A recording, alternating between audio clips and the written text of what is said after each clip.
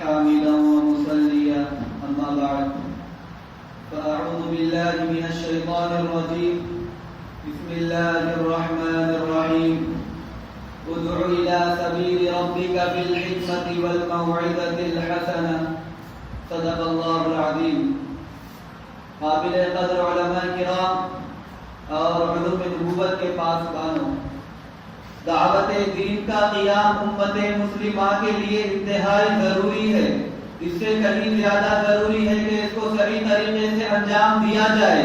اسی لیے قرآن مجید نے جہاں دعوت کے قیام پر زور دیا ہے، دعوت کا طریقہ بھی بتلایا ہے، اور ان میں سب سے زیادہ اہمیت کا حامل اخلاق حسنہ ہے. سامعین اعظام، حضرات انبیاء کرام جن کو براہ راست دعوت دین کا طریقہ سکھلایا گیا، وحی کے ذریعے ہر مرحلے پر ان کی رہنمائی کی گئی. حضرات انبیاء کرام کا طریقہ کار دراصل وحی الہی کی عملی مشق ہے. لہذا ایک داعی کے لیے سب سے بہترین نمونہ حضرات انبیاء کرام ہی ہیں.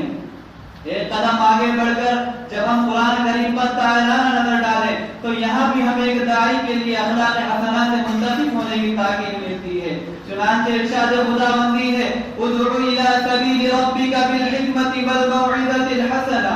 حضرت موسیٰ و ہارون علیہ السلام کو فرعون کی طرف روانہ کرتے ہوئے کہا گیا فقولا له قولا لینا. آئیے میں انبیاء کی کچھ دعوتی پہلو پر روشنی ڈالتا چلوں. نوح علیہ السلام کا 950 سال تک دعوت دینا ہمیں ناسمجھ لوگوں کے ساتھ اخلاق حسنہ کو کمر بستہ کرنے کا طریقہ سکھلاتا ہے. ابراہیم علیہ السلام کی دعوت ہمیں آئندہ و اقارب کے ساتھ اخلاق حسنہ سے پیش آنے کا طریقہ سکھلاتی ہے. یوسف علیہ السلام کی دعوت جیل کی سلاخوں میں ہمیں غمزدہ و بےکس لوگوں کی ہمدردی کرنا سکھلاتی ہے. موسیٰ علیہ السلام کی دعوت ہمیں مظلوم قوم کی حمایت کرنا سکھلاتی ہے. خاتم الانبیاء کی دعوت ہمیں سب والوں کو ہدایت کی دعا دینا سکھلاتی ہے. امام الانبیاء کی دعوت ہمیں ظالموں، بدکاروں اور گستاخوں کے ساتھ عفو و درگزر کا معاملہ کرنا سکھلاتی ہے. قرآن نے آپ کی شان میں بے سامتا فرمایا انک لعلی خلق عظیم. داعیان قوم ملت، یہ بات اظہر من الشمس ہے کہ دعوت میں ایک اہم اور نمایاں کردار اخلاق حسنہ کا ہے. جو داعی دائرہ اسلام کو وسیع کرنے کے لیے کوشاں ہو، جس کا کیریکٹر واللہ ابتعثنا لنخرج العباد من عبادۃ العباد الى رب العباد کی تعبیر کرتا ہو، گمراہ انسانوں کی رہبریت جس کا نصب العین ہو، جو داعی اپنے خوابوں کی تعبیر بروئے کار لانا چاہتا ہو، اسے باطنی قوت کی ضرورت ہوتی ہے اور وہ اخلاق حسنہ ہے. جیسا کہ رسالت محمد صلی اللہ علیہ وسلم نے فرمایا اکمل المؤمنین ایمانا واحسنهم خلقا، کبھی فرمایا ان من احبکم الی احسنکم اخلاقا، کبھی وجہ بعثت بتلاتے ہوئے فرمایا انما بعثت لاتمم مکارم الاخلاق. حضرات گرامی، جب ہم سرکار دو عالم صلی اللہ علیہ وسلم کی سیرت کو دیکھتے ہیں تو آپ کی زندگی ہمیں اخلاق کا سرچشمہ نظر آتی ہے. چنانچہ کئی میل دور کے قبیلہ غفار سے ایک شخص کے ایمان لانے کی وجہ آپ کے اخلاق ہیں. مشقے کسے ہوئے عباس کے ایمان لانے کی وجہ آپ کے اخلاق ہیں. مہمان بن کر آئے ہوئے یہودی کا رذیلانہ حرکت کے بعد ایمان لانے کی وجہ آپ کے اخلاق ہیں. پھر درسگاہ نبوت کی آپ نے ایسی اخلاقی تربیت فرمائی تھی کہ وہ جہاں بھی جاتے لوگ داخل اسلام ہو جاتے.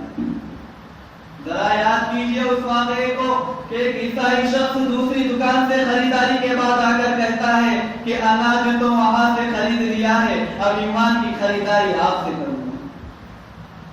اس نے کردار سے تو نور مجسم ہو جا، اس نے کردار سے تو نور مجسم ہو جا کہ ابلیس بھی تجھے دیکھ کر مسلمان ہو جائے. حضرات گرامی، پھر اخلاق حسنہ کے فوائد کو بیان کرتے ہوئے قرآن کہتا ہے وَإِذَا الَّذِي بَيْنَكَ وَبَيْنَهُ عَدَاوَةٌ كَأَنَّهُ وَلِيٌّ حَمِيمٌ، کہ جو شخص تمہارا جانی دشمن تھا وہی اخلاق حسنہ کی وجہ سے جانباز دوست ہو جائے. چنانچہ جو خالد بن ولید اسلامی دشمنوں کے حامی و مددگار تھے وہی اسلامی اخلاق کے گرویدہ ہو گئے اور بعد اسلام ناقابل یقین فتوحات سے سیف اللہ علیہ کی صفت سے متفق ہو گئے. جن مکہ والوں نے آپ کو کر کے وطن پر طرف مجبور کر دیا تھا، انہی لوگوں نے آپ کے اخلاق حسنہ کی وجہ سے انہی لوگوں نے فتح مکہ کے دن آپ کے کلمات رحیمہ کو سنا اور گوشہ اسلام میں داخل ہو گئے۔ الغرض جو لوگ بھی انبیاء کی سنت عظیمہ کو ادا کرتے ہیں ان کے لیے ضروری ہے کہ وہ اس فتن دور میں جس میں اسلام کو سوشل میڈیا کے ذریعے ظلم و ستم کی آماج کا بتایا جا رہا ہے، اور تو اور اگر ہم مادی تعلیم کا جائزہ لیں تو ہمیں اسلام کی واضح مقدار سے پھیلنے میں اخلاق حسن کا ہی کارنامہ نظر آئے گا، جن کو ہمارے اکابر خواجہ معین الدین چشتی، خواجہ نظام الدین اولیاء، خواجہ فرید الدین گنشکر رحمہ اللہ نے کارنامہ نمایاں انجام دیا۔ اور ایسے بہت سے اقوال و واقعات ہیں جن سے ہمیں اخلاق حسنہ کی ہدایت ملتی ہے، مگر وقت اپنی ناکامی کا شکوہ کر رہا ہے۔ میں انہی چند کلمات پر اپنی تقریر ختم کرتا ہوں۔ وآخر دعوانا الحمد